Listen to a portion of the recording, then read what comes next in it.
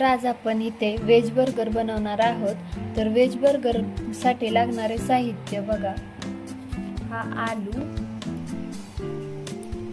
कांदा, काकडी, टमाटर, चिली फ्लेक्स आणि हे कॉर्नफ्लॉवर आणि मैद्याचे बेटर आणि हे ब्रेड क्रम्स व थोडं अद्रक व थोडा कांदा व हे पॅटीसचे बर्गरचे पाव, मेयोनीज, सॉस आणि नमक, हा गरम मसाला।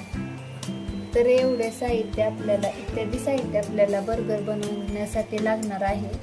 तर आता आपण आलू पॅटीस बनवणार आहोत। तर यासाठी आपण घेतलेले साहित्य कांदा, अद्रक, मसाला व चिली फ्लेक्स आणि ब्रेड क्रम्स आणि मीठ।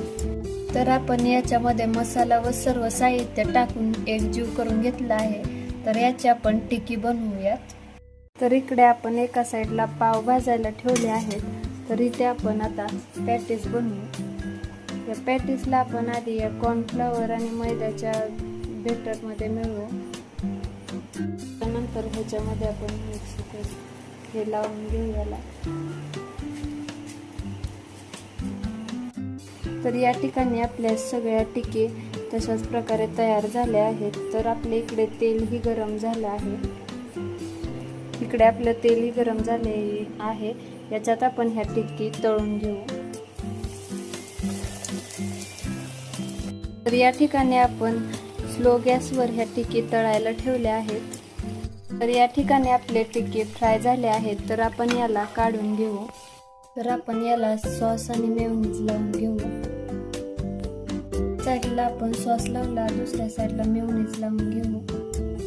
आपल्या इथे सॉस आणि मेयोनीज लावून झाला आहे। तर आपण बर्गर तयार करू। आपण याच्यावरती टिक्की ठेवू की त्याच्यानंतर टमाटर, याच्यावरती काकडी, त्यानंतर कांदा।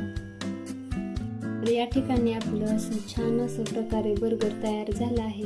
तर तुम्हीही नक्की अशा प्रकारे बर्गर करून पहा, खूप टेस्टी लागतं हे बर्गर।